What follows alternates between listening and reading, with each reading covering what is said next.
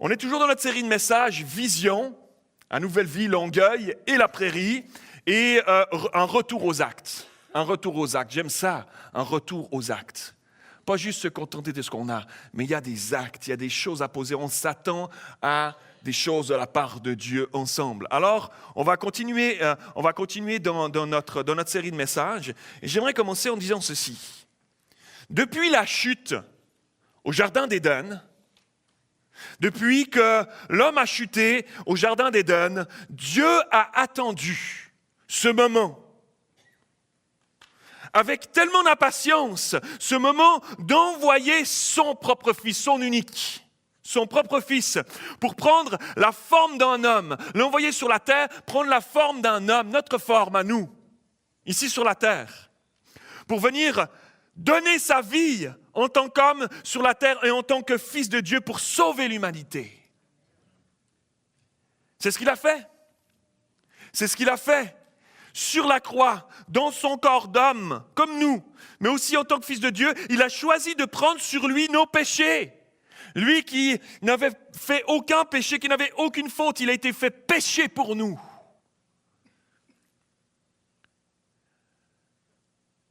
Et il est allé jusqu'à mourir sur une croix plantée pour chacun d'entre nous encore aujourd'hui. Mais ce qui nous porte aujourd'hui encore, qui fait notre identité, à nous aujourd'hui encore, en tant que chrétiens, qui fait que nous sommes réunis ici ce matin, c'est qu'il n'est pas resté mort. C'est qu'il n'est pas resté mort. Il est revenu à la vie. Il est ressuscité. Alléluia. Il est ressuscité le 3e jour. Et on en a parlé pendant notre fin de semaine de Pâques, vendredi saint, dimanche de Pâques, et on parle souvent de Pâques. Et on parle souvent de la Pentecôte. Mais entre deux, il y a eu un événement.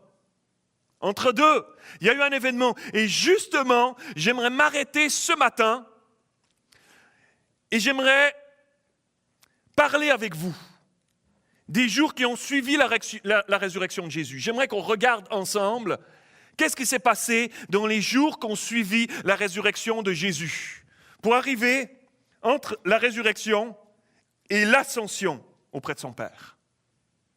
L'ascension auprès de son Père. Et qu'est-ce que ça change? Qu'est-ce que ça change pour nous aujourd'hui, qu'il soit monté auprès de son Père? Et il y a eu un changement radical qui a pris place dans cette courte période, juste après la résurrection de Jésus, et c'est le titre de mon message ce matin. Un changement radical. Un changement radical. Et j'aimerais vous parler ce matin de ce moment clé dans l'histoire. C'est un moment charnière. C'est un moment clé dans l'histoire de l'humanité. Un moment il y a eu un avant et il y a eu un après. Un moment sur lequel on ne serait pas là aujourd'hui, vous et moi. Un épisode à graver dans nos cœurs et dans nos mémoires, dans notre identité, pour avoir une juste compréhension de l'œuvre de Jésus à la croix et de notre rôle en tant que chrétiens à nous, encore aujourd'hui en 2018. Alors, on va se plonger ensemble dans la parole de Dieu, dans cette histoire, et on va regarder ensemble qu'est-ce qui s'est passé. Lorsque Jésus est mort, on a roulé la pierre du tombeau, et là, personne ne savait dans l'humanité à ce moment-là qu'est-ce qui allait se passer. Mais nous savons que Jésus est ressuscité. Et lorsque la pierre a été roulée, et que Pierre et Jean sont arrivés en courant au tombeau. Ils se sont retrouvés face à ce tombeau vide. Ils étaient dans l'incompréhension. Qu'est-ce qui s'est passé? Ça a dû spinner vite dans leur tête. Qu'est-ce qui s'est passé? Est-ce qu'on a volé le corps? Il a disparu où? C'est passé quoi? Il n'est plus là. Alors ils sont retournés pour aller parler de ça avec les autres disciples. Et qu'est-ce que la Bible nous dit dans Jean 20? Qu'est-ce que la Bible nous dit? La Bible, vous lirez vous-même, je vous le raconte. Marie était là et elle pleurait, nous dit la Bible. Elle était tellement chagrinée d'avoir perdu son Jésus. Elle était en train de pleurer, puis alors qu'elle était en train de pleurer, elle était sur le bord du tombeau, elle s'est penchée pour regarder à l'intérieur. Et alors qu'elle regarde à l'intérieur, elle voit l'endroit où le corps de Jésus avait été déposé qui est vide, mais elle voit 2 anges. Un qui était à la place où les pieds de Jésus étaient, et l'autre à la place où était la tête de Jésus. Ils sont les 2 là. Puis elle regarde, imaginez-vous la scène. Nous, on lit ça comme on lit un bon roman, puis on passe là-dessus. Imaginez-vous une femme qui est en train de pleurer, elle a perdu Jésus, et elle a perdu son maître. Et là, elle penche la tête, elle voit 2 anges. C'est déjà arrivé de voir 2 anges? Des fois, 1 éventuellement, mais 2 là, 2, pour le prix d'un. Bam, 2 anges qui étaient là. Et alors qu'il la voit pleurer, il lui pose la question, « Pourquoi tu pleures? Qu'est-ce qui se passe? » Puis là, elle leur dit, je pleure, ils ont pris le corps de mon Jésus. Ils ont pris le corps de mon Jésus. Puis en disant ça, elle se retourne. Jésus est là en face d'elle.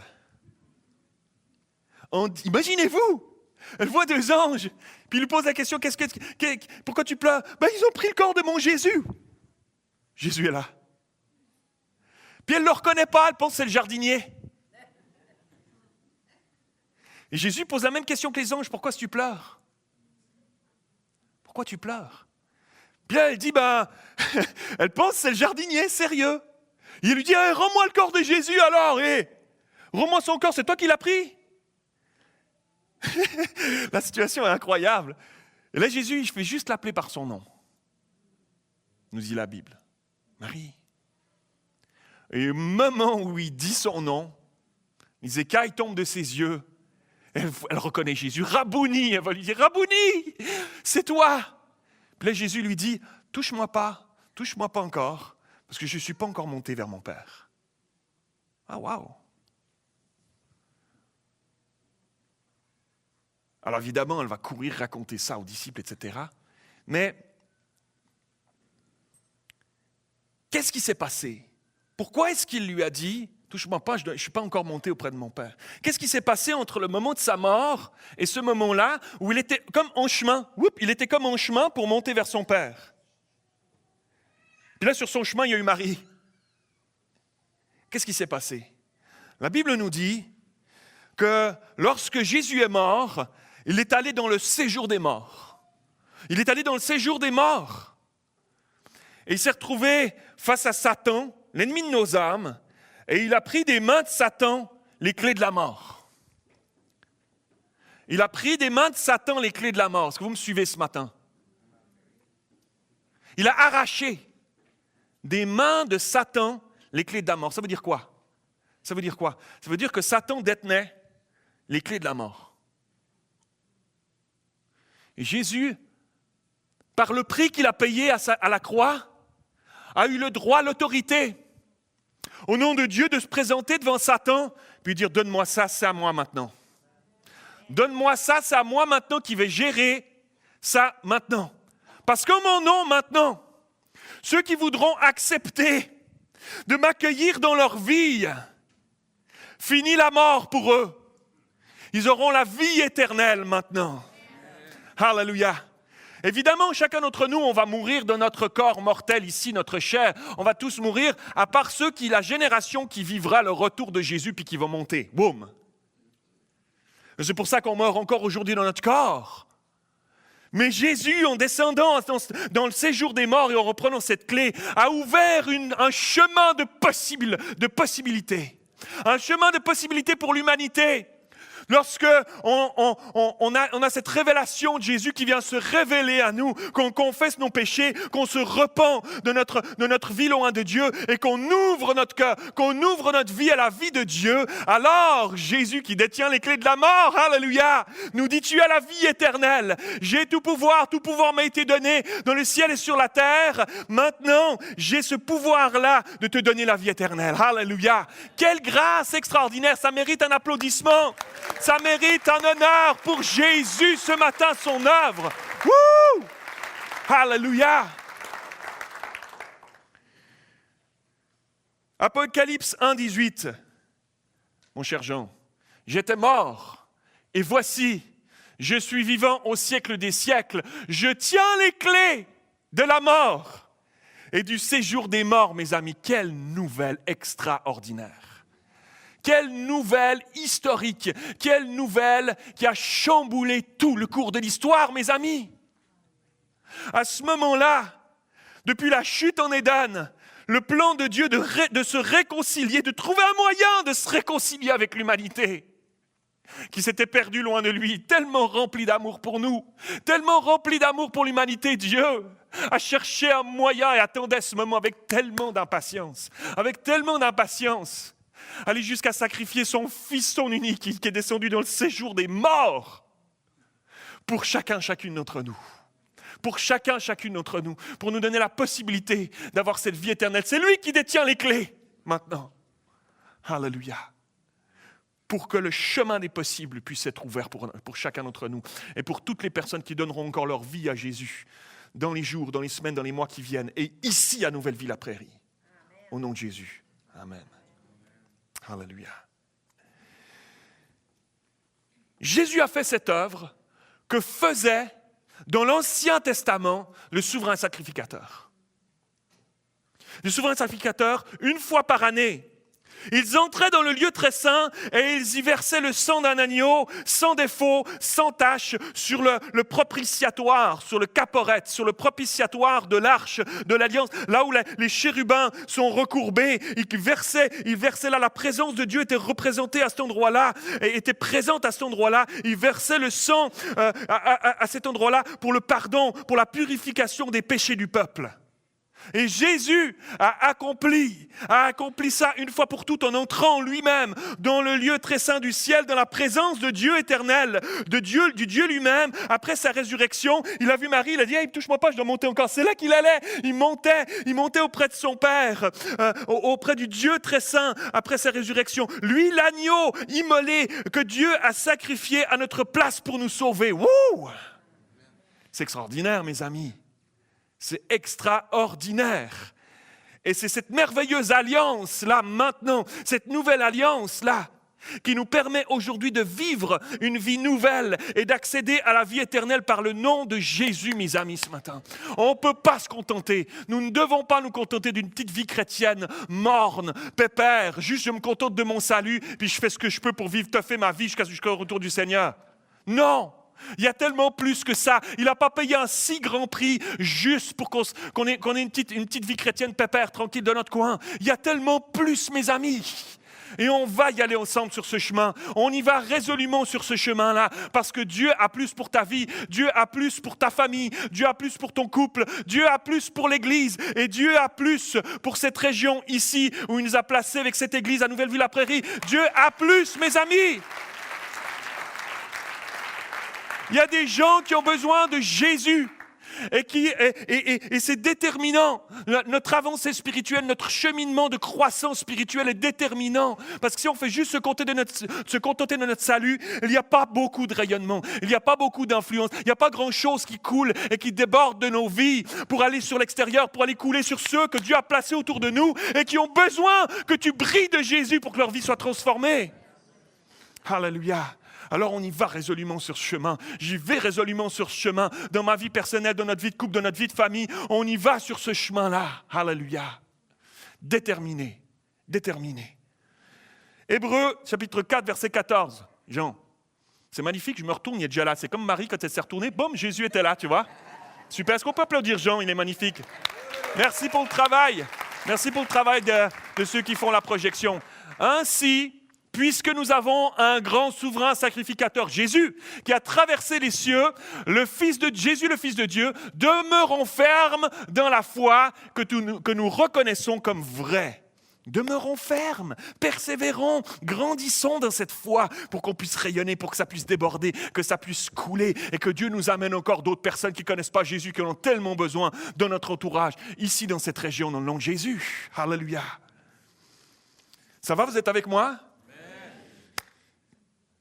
À partir de sa mort et de sa résurrection, Jésus va apparaître encore à plusieurs reprises durant 40 jours à ses disciples. Durant les 40 jours qui vont suivre, il va apparaître à ses disciples. Il va apparaître aux disciples enfermés dans leur maison, rappelez-vous. Poup, il apparaît au milieu d'eux. Ils avaient fermé les portes à double tour pourtant. Tac, il apparaît au milieu d'eux. un moment avec vous, les gars. Un moment avec vous, les amis. Et il prend le temps de jaser avec eux. Il prend le temps d'écouter leurs craintes. Il prend le temps de rassurer les disciples qui étaient là. Dans cette maison, rappelez-vous. Il va montrer plus tard, il va réapparaître 8 jours plus tard encore, parce que Thomas n'était pas là ce jour-là. Et puis Thomas, lui, s'est mis à douter. « Ah, attends, moi j'ai besoin de voir pour croire. » Ok, je le croirai quand je le verrai.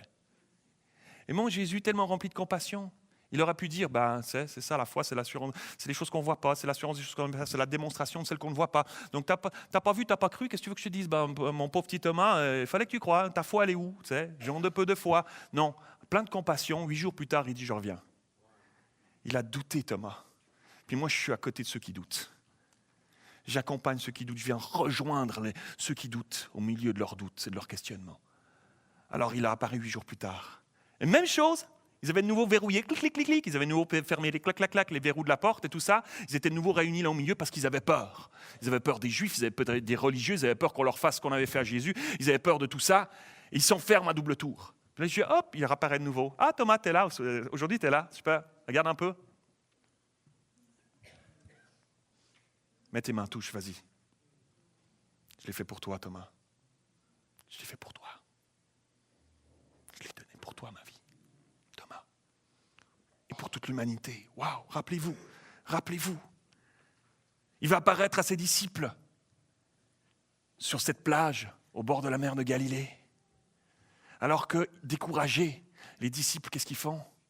Ils retournent à leur ancienne vie, ils retournent à leur ancien métier, ils se remettent à pêcher, puis toute la nuit ils pêchent, puis ils sont fatigués, ils sont découragés, ils sont mouillés, et puis ils sortent de là, puis ils n'ont pas pogné un seul poisson.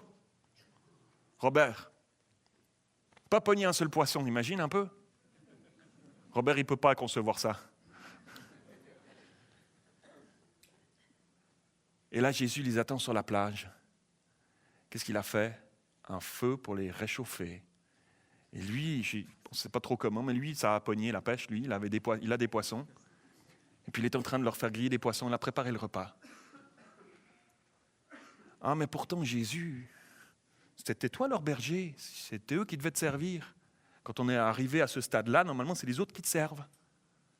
Eh bien non, on renverse la chose, je suis venu pour servir. Je suis venu pour vous servir, regarde, je te fais à manger. C'est moi qui vais préparer le poisson. Puis ils arrivent là, puis ils discutent, puis ils jasent encore, et puis il les rassure, puis il leur parle, puis il les aime tellement. Il les aime tellement, rappelez-vous. Et c'est seulement après ce laps de temps de 40 jours qu'il va monter définitivement au ciel et qu'il va s'asseoir à la droite du Père. Imaginez-vous, il va s'asseoir à la droite du Père. Celui qui a créé les cieux et la terre, celui qui a créé l'humanité, celui qui a trouvé ce moyen de réussir à réconcilier Dieu avec les hommes, avec l'humanité. Il va s'asseoir à côté de ce grand Dieu, il va s'asseoir à sa droite. Lui qui, juste avant, il était sur une plage à cuisiner du poisson. Il va s'asseoir à la droite du Père. Alléluia, je l'aime tellement. Et c'est là, à la droite du Père, qu'il va officiellement ouvrir la porte pour l'envoi du Saint-Esprit à la Pentecôte sur l'humanité et qui va donner définitivement à ses disciples que nous sommes encore aujourd'hui l'autorité au nom de Jésus et le mandat de faire de toutes les nations des disciples conduits par l'Esprit jusqu'à son retour sur le mont des Oliviers, ce même mont duquel il est monté auprès de son Père à l'Ascension. Alors on va regarder ensemble, on va après cette introduction, cette courte introduction, on va regarder ensemble le contexte et j'aimerais m'arrêter particulièrement sur quelques points, sur 2 points particuliers tout à l'heure dans mon message. Et on va lire ce texte de l'Ascension. Acte 2, verset 3. Après qu'il eut souffert, Jésus donc, il leur apparut vivant et leur en donna plusieurs preuves en se montrant à eux pendant 40 jours. Et parlant des choses qui concernent le royaume de Dieu, ça c'est magnifique, j'aime tellement parler des choses qui concernent le royaume de Dieu, il a parlé de ça avec eux et comme il se trouve avec eux, il leur recommanda de ne pas s'éloigner de Jérusalem, mais d'attendre ce que le Père avait promis, ce que je vous ai annoncé, leur dit-il. Car Jean a baptisé d'eau, mais vous, dans peu de jours, vous serez baptisés du Saint-Esprit. Alors les apôtres réunis lui demandèrent, mais Seigneur, est-ce en ce temps que tu rétabliras le royaume d'Israël? Ils sont comme un peu à côté de la plaque. Ils sont comme de nouveau un peu, ils n'ont pas vraiment saisi ce qui est en train de se passer. La suite, on est déjà sur la suite, Jean? Magnifique. Il leur répondit, ce n'est pas à vous de connaître les temps ou les moments que le Père a fixés de sa propre autorité, mais vous recevrez une puissance. Avez-vous remarqué comment il les reprend? Hein? Avez-vous remarqué comme il les reprend? Ce n'est pas à vous de connaître les temps et les moments que le Père a fixés de sa propre autorité. Il aurait pu leur dire, oh, vous êtes nouveau encore à côté de la plaque? Mais c'est pas possible. Vous entendez ce que je dis, non? Non, il leur dit, non, tranquille les gars, c'est juste pas vous. Je suis même pas sûr qu'ils ont compris la phrase qu'il vient de dire, mais en tout cas, verset 8, mais vous recevrez une puissance, le Saint-Esprit, survenant sur vous, et vous serez mes témoins à Jérusalem, dans toute la Judée, dans la Samarie, et jusqu'aux extrémités de la terre. Ça nous concerne ça, les amis, ici à Nouvelleville-la-Prairie. Après avoir dit cela, il fut élevé pendant qu'ils le regardaient et une nuée le déroba à leurs yeux. Et comme ils avaient les regards fixés vers le ciel, évidemment, pendant qu'ils s'en allaient, voici 2 hommes vêtus de blanc leur apparurent et dirent, « Hommes galiléens, pourquoi vous arrêtez-vous à regarder au ciel ? Ce Jésus qui a été élevé au ciel du milieu de vous viendra de la même manière que vous l'avez vu allant au ciel. » Alors, ils retournèrent à Jérusalem, de la montagne appelée des Oliviers, qui est près de Jérusalem, à la distance d'un chemin de sabbat. Et quand ils furent arrivés, ils montèrent dans la chambre haute où ils se tenaient d'ordinaire. C'était Pierre, Jean, Jacques, André, Philippe, Thomas, Barthélemy, Matthieu, Jacques, fils d'Alphée, Simon le Zélote et Jude, fils de Jacques. Tous, d'un commun accord, persévéraient dans la prière. Ils étaient en train de saisir quelque chose. Ils n'avaient pas tout compris, mais ils persévéraient. Il nous a promis quelque chose. On ne comprend pas tout ce qui se passe. On ne comprend pas tout ce qu'il a dit, mais on sait qu'il est fidèle à ses promesses. On va prier, puis on va s'attendre à lui. Je viens de faire une parenthèse, vous avez remarqué. Avec les femmes et Marie, mère de Jésus, et avec les frères de Jésus. J'aimerais, premièrement, une excellente nouvelle. Vous donner une excellente nouvelle pour nous ce matin. Premièrement, j'aimerais nous dire que Jésus aime prendre le temps de nous accompagner. Il aime prendre le temps de nous accompagner, mes amis. C'est une bonne nouvelle pour nous dans ce monde frénétique où on n'a jamais de temps pour rien, où on n'a plus de temps pour grand-chose. J'aime cette pensée que Jésus, le Fils de Dieu, après avoir accompli ce pourquoi il avait été envoyé sur terre pour rétablir la chute de l'homme au jardin d'Éden, ne va pas s'asseoir tout de suite auprès de son Père sur son trône à sa droite dans les lieux célestes pour régner. Non. Il va prendre le temps de passer 40 jours à apparaître à ses disciples, des heures et des heures encore, à passer du temps avec eux, à les accompagner, à leur expliquer les Écritures. C'est vrai qu'ils étaient bien perturbés, les disciples, à ce moment-là. Ils étaient déboussolés. Déjà qu'ils n'avaient pas bien compris certains des enseignements que Jésus leur avait donnés alors qu'il était encore vivant parmi eux. Mais là, après les espoirs qu'ils avaient eus, qu'il allait devenir le roi d'Israël, notre Messie, le roi d'Israël, qu'il était notre roi, celui qui allait repousser même les Romains, qui allait prendre le pouvoir en Israël pour régner sur eux, il meurt sur une croix.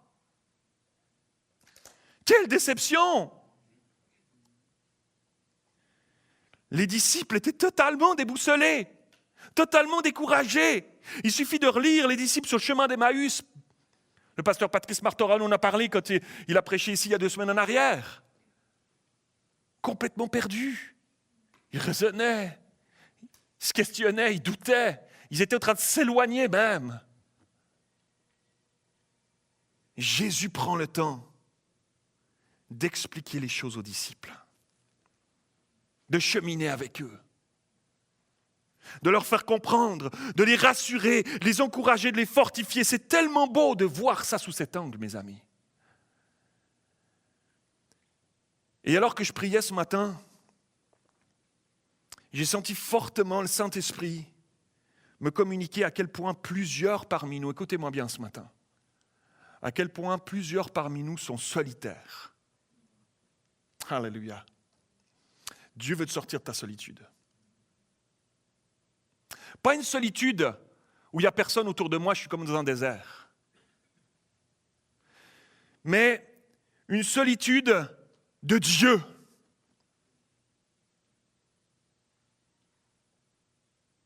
Une solitude de Dieu.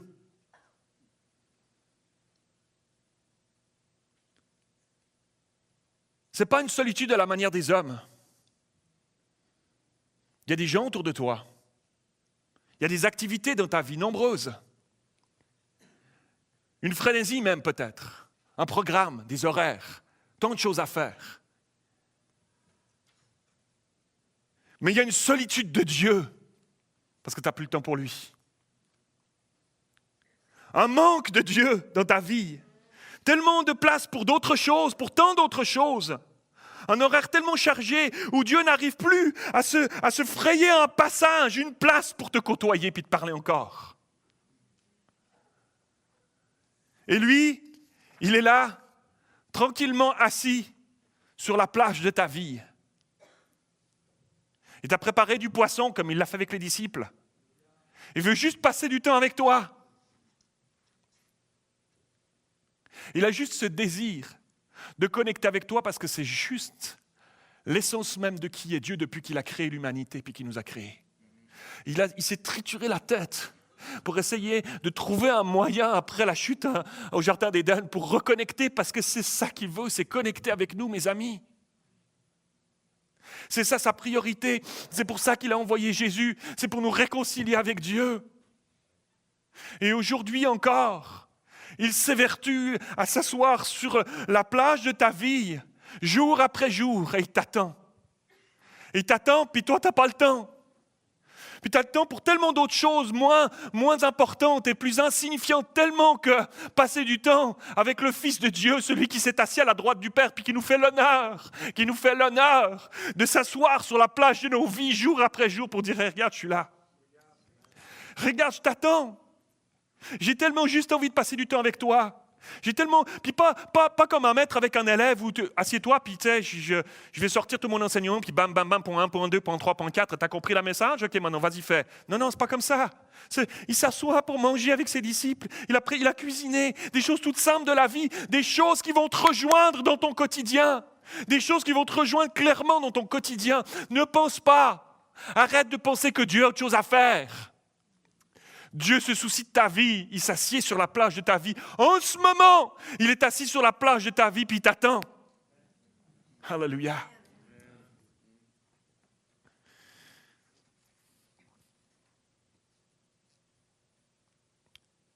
C'est clé pour plusieurs parmi nous ce matin, mes amis. C'est clé pour plusieurs parmi nous ce matin. Et j'ai prié, nous avons prié avant la réunion, que tu ne sortes pas de ce lieu de la même manière que tu es rentré. Qu'il y ait quelque chose que tu as déposé, qu'il y a des chaînes qui soient tombées, qu'il y a des faux concepts qui soient effondrés à terre. Parce que Dieu t'attend sur la plage de ta vie, mon ami, mon frère, ma sœur.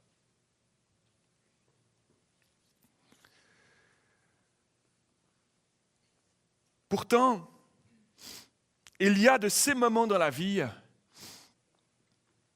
où on dirait que tout ce qu'on essaie de construire avec cette vie trépidante et frénétique, tout à coup s'estompe pour ne se concentrer plus que sur l'essentiel. C'est lorsqu'on est en face de la mort. On a perdu le papa de Nicole en début d'année. Et c'est fou comment dans ces moments-là, il y a des vraies conversations d'une profondeur que tu n'avais jamais été aussi profond que ça, avec des gens pourtant que tu connais depuis tellement longtemps. Que tout à coup, on dirait que les futilités, les choses qui ne sont pas essentielles s'estompent. Puis c'est comme si, je ne peux pas parler de futilité. Je peux pas.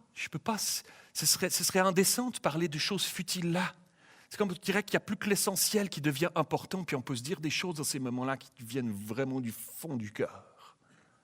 Et qui ouvre des chemins, qui ouvre des portes. Il y a 2 semaines en arrière, on a appris qu'une jeune famille qui s'est jointe à nous depuis quelques mois ici dans l'église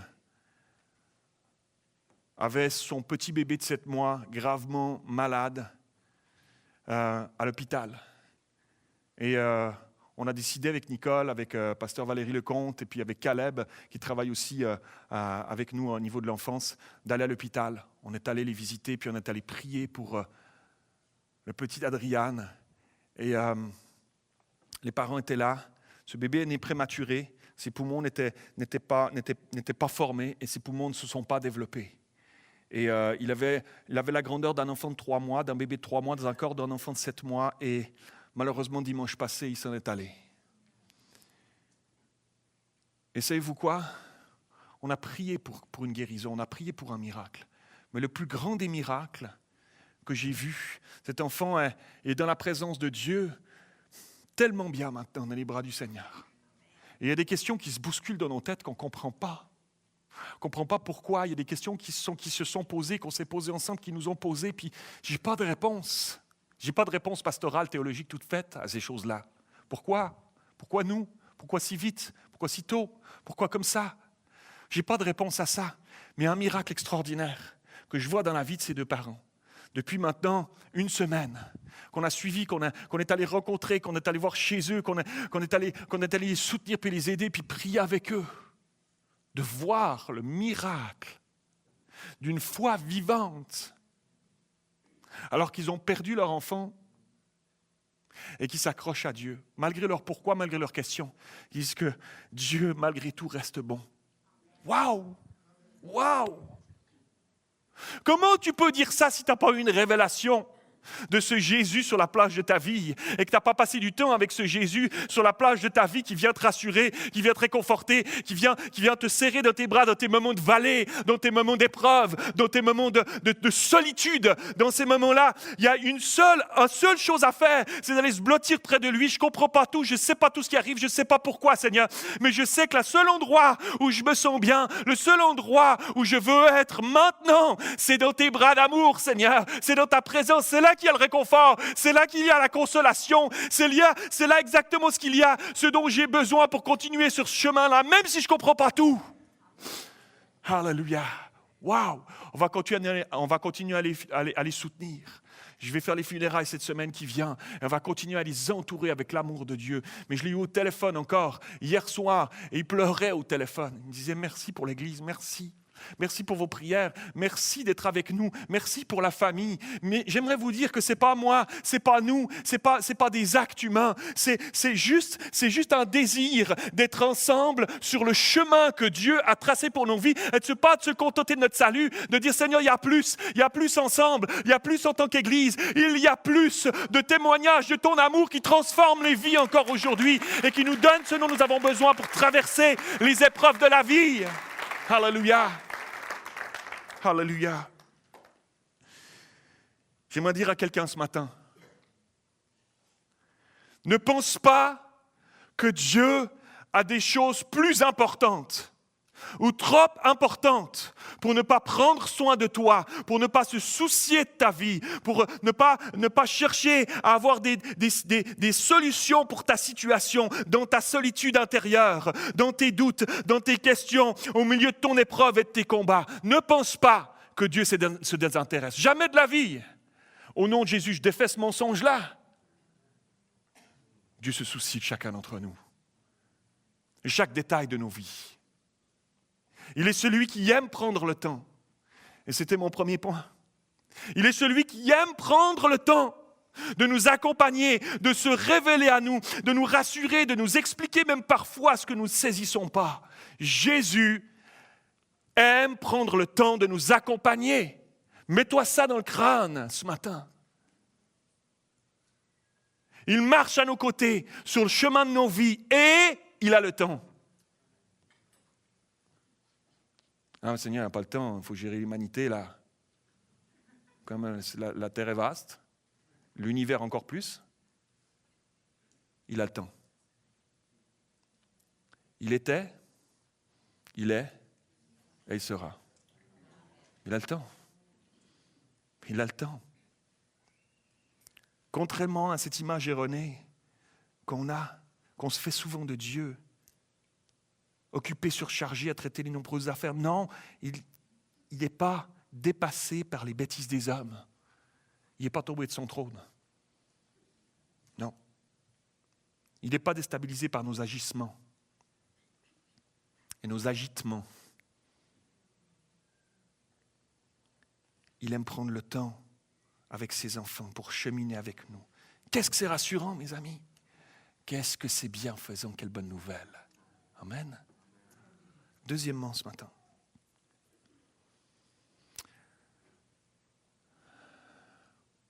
Jean, l'ascension de Jésus nous a ouvert de nouvelles possibilités. L'ascension de Jésus auprès de son Père nous a ouvert de merveilleuses possibilités par le Saint-Esprit. Lorsque je lisais les évangiles, jeune chrétien, j'avais tellement envie de vivre comme ses disciples, d'avoir Jésus à mes côtés, en chair et en os, de pouvoir le toucher. J'avoue que ça m'arrive encore un peu actuellement. J'aurais aimé le toucher, le côtoyer, le serrer, là. Pousser un peu de temps en temps.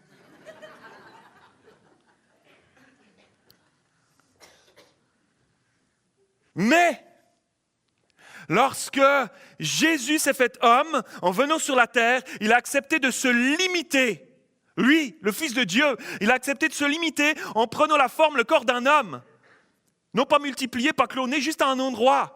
Limité dans l'espace, limité dans le temps. Et aujourd'hui, mes amis, alors qu'il est monté auprès du Père, il a laissé la place au Saint-Esprit qui a pris le relais. Alléluia. Il a pris le relais, le Saint-Esprit, et à travers son esprit, il est partout. Et il est en tous ceux et celles qui l'ont invité à venir entrer dans leur vie. Waouh, extraordinaire. C'est pas extraordinaire, ça, mes amis?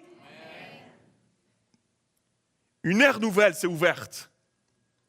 Une ère nouvelle s'est ouverte. Il y a eu un avant et il y a eu un après. L'ascension. Lorsqu'on était en Suisse, on habitait dans 7 maisons. Ah, c'est vraiment cliché. Pour de vrai, c'était notre maison. Hein? Elle est sympa quand même. Hein? Maison dans la campagne, maison dans la montagne, sur le flanc d'une montagne. Et on ne voit pas le terrain descendait, on avait un grand verger avec des arbres fruitiers, tout ça. Et sur le côté de la maison, boum, à droite, tu vois un petit bâtiment dans les branches, là, une espèce de petit mur, là. Ça, c'était notre poulailler. J'ai déjà raconté l'histoire de poules, là, mais je vous en refais une, ok? Ça marche? On avait un poulailler, comme certains ici ont des poules aussi, certains que je ne nommerai pas, qui ont des poules à l'église ici, parce que tout le monde ira leur chercher leurs œufs, puis j'aimerais en avoir de temps en temps quelques-uns, donc je ne les nommerai pas. Donc, on avait des poules. On avait décidé d'avoir des poules. Moi, je ne suis pas du tout quelqu'un de la terre, j'ai pas été, mon père était comptable, j'ai grandi dans un appartement, moi, je ne connais rien du tout, mais on avait des poules, et donc on les gérait tant bien que mal. Et un jour, évidemment, tu es dans la campagne, tu es dans la montagne, il y a des prédateurs. Et alors, il ne fallait pas oublier de fermer le poulailler à chaque soir. À chaque soir, il ne fallait pas l'oublier de le fermer. Et je me rappelle qu'un soir, la nuit, le soleil s'est couché, la nuit a pris place, et tranquillement, la soirée se passe, c'est l'heure d'aller se coucher, puis là, tilt, le poulailler. Est-ce que tu as fermé la porte du poulailler? J'ai comme un doute qui s'est levé en moi. Je ne me rappelais plus de l'avoir fait, mais je l'avais fait tellement de fois avant, je ne me rappelais plus d'avoir fait. Et je me dis, bon, on va aller voir. Et là, je sors dehors, puis tu sais, c'est comme dans un film. Tu sors là, puis c'est comme une petite musique. Puis tu sens, j'ai comme senti qu'il y avait quelque chose de pas normal. Là, j'arrive, je longe la maison, reviens sur la photo d'avant, je longe la maison, regarde, je longe la maison sur le côté, je monte comme ça, j'arrive vers le poulailler, la porte est ouverte. Là, je rentre dans le poulailler, une poule sans tête, mon ami. Tu as déjà vu une poule sans tête? C'est pas beau à voir, hein? Une poule sans tête.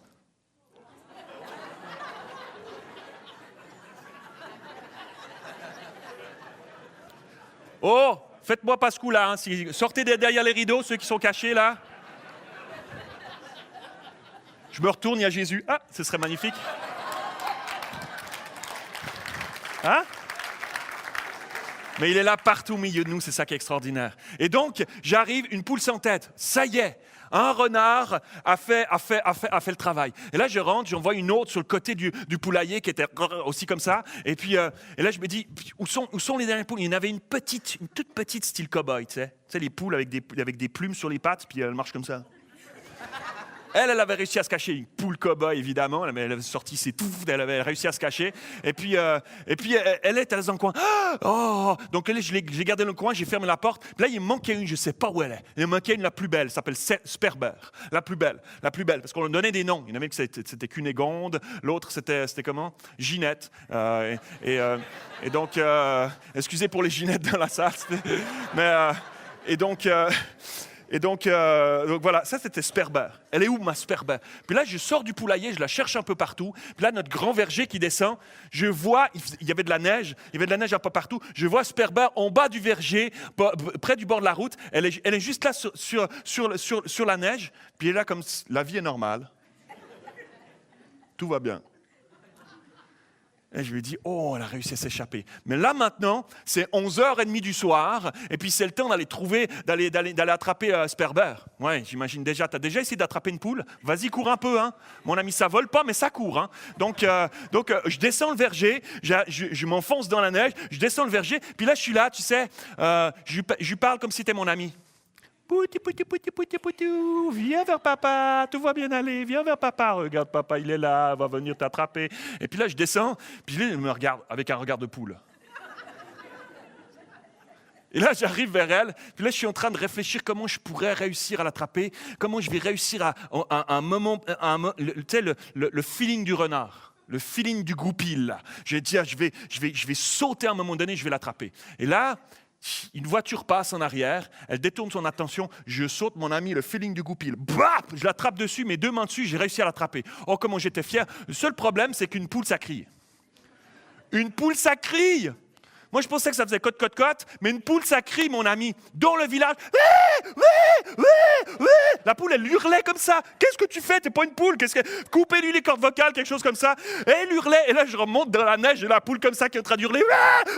Les lumières qui s'allument dans les maisons alentours. Qu'est-ce qui se passe et qu'est-ce qu'il fait lui avec ma poule comme ça? Je remonte, je la jette dans le poulailler, je ferme la porte. Ouh! Savez-vous quoi? Je ne voudrais pas offenser les amoureux des poules ce matin, mais c'est tellement limité une poule. C'est tellement limité une poule, c'est incroyable. Son cerveau grand comme ça, quoi. C'est tellement limité une poule, c'est vraiment fou, alors qu'elles font partie de la catégorie des oiseaux avec des ailes. Des ailes. Des ailes que tu n'utilises pas. Alors que tu es en danger de mort. Des ailes, c'est censé être fait pour voler, et pourtant, elles sont retenues au sol. Il y a quelque chose qu'elles n'ont pas compris. Tout comme un chrétien, à qui Dieu a donné des ailes, parce que nous avons été sauvés par notre grand Dieu extraordinaire et qui nous contentons de marcher au sol comme des poules alors que nous avons des ailes censées nous faire voler, mes amis. Quelques jours plus tard, je montais derrière chez nous, je monte la montagne, 10 minutes de montée en voiture et on se retrouve à un endroit au-dessus de chez nous où il y a des parapentes qui s'envolent. Des parapentes extraordinaires. On aimait bien de temps en temps aller se poser là, puis regardez le feeling des gars. Les gars, ils viennent, ils installent leur matin, juste un gros sac dans le dos, ils arrivent, ils l'enlèvent, clac, ils sortent leur toile, ils l'étalent comme ça. Il faut être très bon en Tetris ou ce genre de choses pour réussir à défaire les dizaines de fils, de cordes, de cordages. Et puis ils font ça, hop, ils le mettent comme ça, ils checkent comment on appelle ça, le truc où tu vois le vent, dans quel sens il souffle. Quelqu'un m'aide? Non, je suis tout seul, pas grave. Donc, tu vois, le truc où le vent souffle et puis tu vois dans quel sens il souffle, Michel. Tu vois ce que je veux dire? Et puis, hop, il regarde ça. Ok, c'est dans le bon sens. Foum! Il tire un coup sur son aile. Wop! Elle monte au-dessus de lui. Fouf, comme ça. Puis là, comme ça. Puis là, tu as la descente devant lui. Puis là, il se met un coup. Fou, comme ça. 3, 4, 5, 10 pieds. Puis, ça part. Waouh! Quel feeling incroyable de voir ça. Quel feeling incroyable, je les voyais s'envoler. Et je repensais à ce moment-là à ma poule. Je dis, si je savais le feeling que ça doit faire de voler ma poule, là, tu ne resterais plus jamais au sol. Tu ne resterais plus jamais au sol. J'aimerais vous dire ce matin que nous sommes appelés à voler. Nous sommes appelés à voler, à prendre notre envol dans nos vies spirituelles et à travers l'œuvre de Jésus à la croix, de son ascension auprès du Père et de l'envoi du Saint-Esprit à la Pentecôte, nous avons un outil pour voler maintenant. Nous avons un outil extraordinaire pour voler. Arrêtons de tourner en rond dans nos poulaillers de nos vies. Allons sur la plage rejoindre Jésus et laissons-le souffler dans nos voiles pour nous envoler dans nos vies spirituelles. Allez plus loin. Allez plus loin. Alléluia. Voler, c'est prendre de la hauteur. Alors prends ton parapente spirituel. Prends ton parapente spirituel, saisis-le ce matin et pousse dessus, cours et envole-toi ce matin. Laisse Dieu, choisis de laisser à Dieu plus de place dans ta vie. Il y a tellement plus pour nos vies. Ta vie par le Saint-Esprit dans notre quotidien que la vie dont nous nous contentons.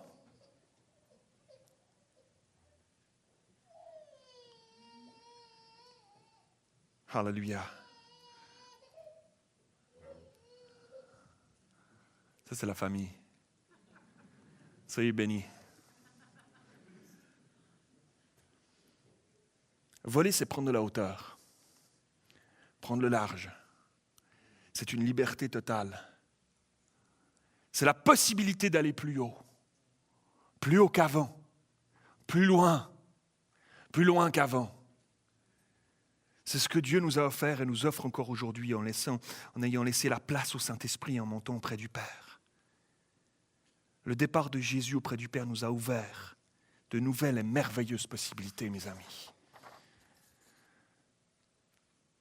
L'ascension, elle était nécessaire pour qu'on puisse comprendre et expérimenter la vie de Dieu en nous par le Saint-Esprit. C'est ce qui s'est passé 10 jours après l'ascension à la Pentecôte. Jésus dira ceci à ses disciples qui ne comprenaient pas encore lorsqu'il leur disait qu'ils devaient s'en aller puis qu'ils devaient souffrir. Regardez Jean 16, 7. Cependant, je vous dis la vérité, il vous est avantageux que je m'en aille, car si je ne m'en vais pas, le Consolateur ne viendra pas vers vous, mais si je m'en vais, je vous l'enverrai. Wouh! Wouh! Incroyable ça, mes amis. Imaginez-vous un peu à la place des disciples, quelques instants en terminant. Imaginez-vous à la place des disciples. Vous vivez avec Jésus à tous les jours depuis 3 ans et demi. C'est une grande colocation. Ils vivaient à tous les jours depuis 3 ans et demi. Tous les jours. Vous avez eu le temps, après plus de 3 ans et demi, de voir Jésus à l'œuvre. Un coaching personnel à tous les jours par Jésus lui-même. Incroyable. Le Fils de Dieu fait homme, un enseignement personnalisé sur le terrain, manger, partager, rire, pleurer avec lui, le voir à l'œuvre dans toutes les situations, le voir guérir des malades, le voir gérer des situations qu'ils n'auraient jamais pensé réussir à gérer ces situations, le voir gérer des situations incroyables, le voir à l'œuvre, le voir aimer. Le voir aimer, mes amis, le voir aimer tellement chaque personne qu'il a rencontrée, le voir guérir des boiteux, des lépreux, des malades de la vie, transformer des vies, un exemple à suivre tous les jours devant la face, ça chamboule une vie, laissez-moi vous dire.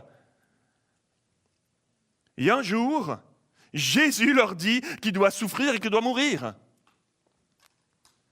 Déjà ça n'a pas dû être facile pour les disciples de comprendre et de saisir. Et c'est ce qui est arrivé. Ils vont perdre leur maître, leur ami, leur mentor, leur boussole.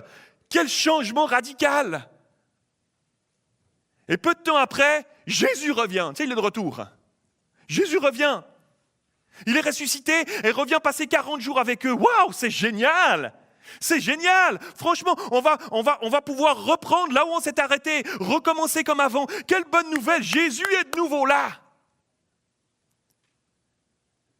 Ils vont d'ailleurs lui dire, on l'a vu tout à l'heure, Seigneur, est-ce que c'est en ce temps quand tu vas rétablir le royaume d'Israël? On va y aller, on va le vivre ensemble, là. Ça va être le fun, ça va être incroyable. Mais au bout de 40 jours, Jésus leur dit qu'il repart. Jésus leur dit qu'il repart, qu'il s'en va, et cette fois pour de bon, définitivement. Il vous est avantageux que je m'en aille. Mais quel avantage! Quel avantage! 0 avantage, on a besoin de toi, Jésus! Ne pars pas, on a besoin de toi. Comment on va faire sans toi? On est incapable de gérer. Regarde, encore là, on vient de dire une phrase n'importe quoi par rapport. Comment on va faire sans toi?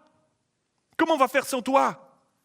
Mais franchement, sans toi, Seigneur, Pierre te renie. Sans toi, on perd courage, on fuit les Juifs qui nous menacent, on retourne à nos anciens métiers, à notre ancienne vie, découragé. Lorsque tu n'es pas là, voilà ce qui arrive. Et là, il s'élève dans le ciel. Oups, il ne les écoute pas, il part. Une nuée. Je suis sûr que Pierre, il devait réfléchir. Il devait réfléchir comment faire pour le faire descendre. Un lasso, quelque chose, il l'attrape. Il va redescendre, il va rester avec nous. Ça va pas? Quel sentiment de solitude! Waouh! Un changement radical. Mais savez-vous quoi? Même si ce changement a été radical, difficile et douloureux, oui, pour les disciples à ce moment-là, vivre sans leur maître et leur ami à leur côté physiquement à chaque jour, mais c'était pourtant nécessaire pour leur progrès spirituel à eux, mais aussi pour la propagation de l'évangile partout, jusqu'aux extrémités de la terre. C'était nécessaire. Lorsque Jésus a choisi, a accepté de descendre sur terre pour venir sauver l'humanité, il l'a fait en prenant la forme d'un homme, et ça voulait dire aussi dans les limitations physiques de l'homme. Mais ce n'est pas le cas du Saint-Esprit. Ce n'est pas le cas du Saint-Esprit. Tellement bonne nouvelle pour les disciples et pour les disciples que nous sommes aujourd'hui encore ici à Nouvelle-Ville-à-Prairie, en 2018, mes amis. Waouh! Avant qu'ils ne montent vers son Père, Jésus leur a dit qu'il ne les laisserait pas seuls, qu'il serait avec eux tous les jours, à chaque instant, jusqu'à la fin du monde, qu'il les enseignerait toutes choses, qu'ils devaient attendre qu'il leur envoie le Saint-Esprit, le Consolateur, qu'il les consolerait à chaque moment difficile, qu'il sera à leur côté dans les moments de doute, dans les moments de blessure, qu'il leur enseignerait toutes choses, il leur rappellerait ce qu'il leur avait appris et qu'ils n'avaient pas vraiment bien compris pour certaines choses, et pour suivre les traces de Jésus et les faire rayonner de ce Jésus par le Saint-Esprit autour d'eux. Le départ de Jésus à l'ascension près de son Père a créé un changement radical et brutal pour l'humanité. Le Saint-Esprit et le Saint-Esprit en nous, envoyé à la Pentecôte sur les disciples, nous habite, nous remplit, nous conduit, nous console. Il a trouvé une solution. Il a trouvé la meilleure des solutions. Il nous console, il nous guide, il nous rassure par son esprit, il nous restaure, il nous passionne, il nous donne de l'espérance, il nous équipe, il nous fortifie, il nous rend nos capacités et tellement d'autres choses encore. C'est Jésus en nous, mes amis. C'est pas seulement Jésus sur la plage de nos vies, c'est Jésus en nous, mes amis. Waouh! C'est Jésus en nous. Alléluia. Alors, en terminant ce matin,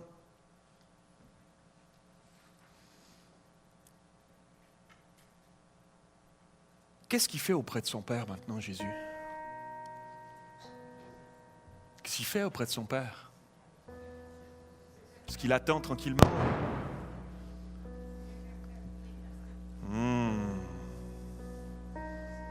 Vous avez envie de participer, hein? C'est bien, vous avez raison. On va le voir ensemble. Quelques points de ce que Jésus fait auprès de son Père pour nous. Et qu'il était avantageux, pour les raisons pour lesquelles il était avantageux qu'il s'en aille. Parce que maintenant qu'il est auprès du Père, il est notre intercesseur. Qu'est-ce que ça veut dire? Il évite le jugement sur quelqu'un qui est coupable. Suivez-moi bien. Il évite le jugement sur quelqu'un qui est coupable. Quand quelqu'un vient à Christ, il est coupable de ses péchés. Coupé de Dieu. Et il s'approche de Dieu, il demande pardon, mais il n'a aucun droit de venir à Dieu. Et c'est à ce moment-là que Jésus intervient. Et Jésus vient intercéder, montrer son sang au Père. Comme il l'a fait avec Thomas. Regarde. Et ça ouvre un chemin pour faire entrer le pécheur dans une vie nouvelle et une vie éternelle parce qu'il a les clés de la mort. Alléluia. Il est notre intercesseur. Deuxièmement, Jésus est notre médiateur. Jésus est notre médiateur. Il fait la médiation. Quand vous priez, Jésus reçoit la prière, il la porte au Père. Et dans la Nouvelle Alliance, tout se fait au nom de Jésus. Et ces choses ont été rendues possibles lors de son ascension définitive par son sacrifice à la croix. Il est notre médiateur entre Dieu et nous. Waouh! Il fallait qu'il monte auprès du Père pour devenir ces choses-là pour nous. Troisièmement, Jésus est notre souverain sacrificateur. Il est notre souverain sacrificateur. Il purifie la personne Comme le souverain sacrificateur le faisait dans l'Ancien Testament, il purifie, maintenant il a cette autorité. Il purifie la personne qui a péché et qui s'approche de lui d'un cœur sincère et repentant. Waouh! Il est d'être souverain sacrificateur, Jésus. Alléluia! Oui!